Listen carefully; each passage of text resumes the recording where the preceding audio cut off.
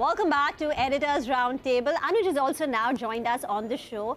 Anuj, just before the break, Nimesh was telling us how we've seen a pickup in FI selling, and there now appears to be a pretty tense battle between the FIs and DIIs. What's the data telling you? Actually, between FII and retail, Reema, which is the battle that I'm focusing on, and it's like the classical David versus Goliath, right? Favorite versus the underdog. The good news is, and I'll tell you the good news. First of all, look at the data point. The FI short position in India right now is at record high, but for every long there's a short, or every short there's a long, right? Because the net open interest will be zero.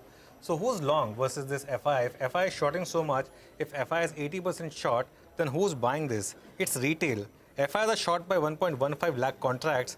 Retail is long by 1.6 lakh contracts. Now to the good news. This has happened 3 times in the past. And what's been the score line? 3-0 to retail. Retail has won every time. It's actually trumped FII every time on this F&O data. The last time this happened was actually in June 2022, when the Nifty rallied 15% over a 2-month period, when retail was this much long and FII was this much short. Previously, when was FII net short and retail net long in the market?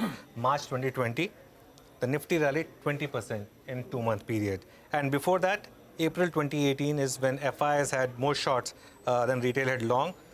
Nifty rallied 10% over the next 2 months. If I were to stick my neck out, I would say that this time as well, it should be the retail, because the Indian markets got its own factors going for it, and the way the market's been taking support consistently at the 200-day moving average, it's advantage retail. And the retail bit that you say, the NSE classifies it as client, right? Client, Client. yes. And that client could include not just retail, Like HNI, family. So exactly. you can actually call it smart money as well. Absolutely. I mean, the point here is that the local money, which is individual money, let me put it this way, we classified retail, but why call it dumb money? It is actually the smart money. It is the smart money. But Prashant, what about China? I mean, can that... from US to China, I mean... So I'm going to focus on what's happening there on Sunday, this Sunday. Let me actually head across to the big wall. So this is basically, I don't know if all eyes are on China, but I think many will be watching this closely for a very simple reason. The 20th Party Congress, when I say party, it's the Communist Party of China, which is the most important sort of political entity in China, which is having its 20th Congress. It starts on Sunday. It's not a one-day event. It starts on Sunday. 2,300 delegates will attend and elect what is called the Central Committee, which is the Politburo. And of course, its standing committee as well. On Sunday, though, we will hear from President Xi Jinping, who will deliver the political report. He'll take stock of what has happened, and then he will lay out the focus and key policy areas for the next 5 years. So the new Politburo, the new Central Committee, which basically is made up of all the top government functions, the topmost ministers in China, that will be elected for the next 5 years. This will happen after the Congress ends. I mean, there's a meeting which is held at the newly elected Central Committee, and they then elect the General Secretary, etc. This is the schedule. So Sunday is, of course, the speech from the President, Xi Jinping, the current President. The Congress mostly lasts for 7 days, which means that the event gets over on the 22nd, and on the 23rd is the election of the Politburo. One widely sort of anticipated thing is that we will see the reappointment of Xi Jinping for the 3rd time. I mean, some are saying that he'll basically become president for life. We'll see. There are also some other reports which indicate that his status will be elevated. He's the core leader. From core leader, he will become the people's leader. Now, that is a title which was last reserved for Mao Zedong. We'll see if Xi Jinping actually gets that title as well, which basically means that he's got complete control of what's happening in China. Why is this important? Why do we bother with this from a market standpoint? China is seeing some of its slowest pace of growth in decades right now, right? And China is a big consumer and, of course, a big spender of global economy. It carries weight, and it's not carrying its weight right now because of the slowdown. The other point is China's zero-COVID policy. Will we see a shift from zero-COVID to some tolerance level here, which means opening up of the economy, etc.? Will we see an indication of that in the speech? Reprioritize growth. I think I already sort of talked about this. Property sector has been bleeding. The mantra in China has been properties for living, not for speculating. Will we see some change and more support to the property sector? And of course, we've seen a 2-year-long crackdown on tech platforms in China. Will that ease up? Basically, more focus on economy. I'm not getting into the other stuff, which is foreign policy, etc., which I think many will watch very closely as well.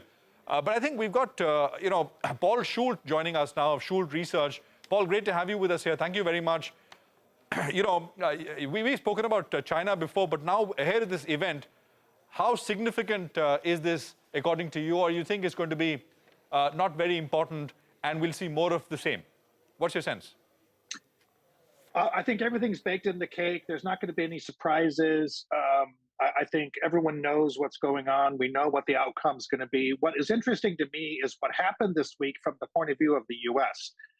In the U.S., basically, we have had 3 body blows to China in like really 72 hours. You've had the first one, which was that the U.S. is going to ban all semiconductors predicated on permits from the central government in Washington. Number 2, you have had a ban on all products from Huawei and ZTE. And number 3, and very importantly, Australia, along with the West, basically rejected China's entrance into this new TPP trade agreement. And so you've had a big body blow in terms of trade in America, technology access to inside China, and a global trade agreement rejection by Australia. And so, going into this politically charged environment, it's very tough to maneuver right now, and I'm sure China is infuriated by this. Paul, it's all very negative. It's all this is very negative. Yeah, it's all very negative. What about the U.S.? Are we at the cusp of a big rally in U.S. markets, Paul? Yeah, I've been pretty negative on your show the last couple of months, and it's been a really hard, awful, dreadful time. And I'm going to tell you, I feel much more positive. I think the damage to, if you talk to fixed income credit people, they're tremendously worried, much more so than the equity people are, because they see the credit markets and the fixed income markets sort of falling apart. And we're very close to sort of going over the waterfall in terms of liquidity, certainly in the UK, possibly in U.S. Treasuries. You saw the warning by Yellen just last night, warning the Fed about the liquidity problems in the Treasury market. I think the Fed can say, look, at inflation's high, we're going to pause. We need to just look at things. You don't want to, England is America's closest partner, and the British, gilt market is on the verge of collapsing. So they're going to have to pull back here. I'm convinced, and I think there's going to be a very big rally. Paul, what about the emerging markets? Because India in particular has really managed to stand out as an outperformer. Yeah, exactly. So the last time I was with you, I just said that, that old Rudyard Kipling, if you can keep your head when all about you are losing yours, you're losing theirs, you're in good shape. And so Russia remains closed. China is a mess. South Africa is sort of, hands off. Brazil is going through a very tricky election.